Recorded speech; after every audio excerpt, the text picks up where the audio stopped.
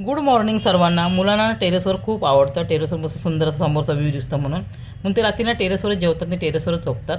मी आज सकाळी जरा लवकर उठली, घर आणि झाडलोट केली. आता आम्ही दोघं मस्त खळ्यात बसून चहा पिण्याचा आनंद घेतो आहे आणि आम्हाला ना खळ्यात बसायला खूप आवडतं. आता मुलं जाणार वेंगुर्ल्याला फिरायला, म्हणून त्यांच्यासाठी मी नाश्त्याला ना कांदेपोहे बनवते. आणि हे बघा, नाश्त्यासाठी मी ना कांदेपोहे बनवले. व्हिडिओ काढलेला डिलीट झाला आणि सगळ्या मुलांचा नाश्ता करून झाला, ते तयारी करतात म्हणजे आंघोळ वगैरे करतायत.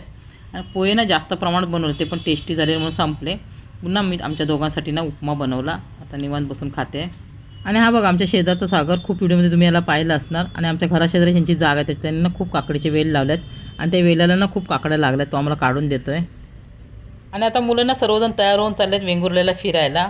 एकूण 5 जण आहेत आणि मुंबईवरून येते ती लोकं ना ही गाडी घेऊन आलेले. आणि आता हे सर्वजण फिरून ना संध्याकाळी घरी येणार आहेत.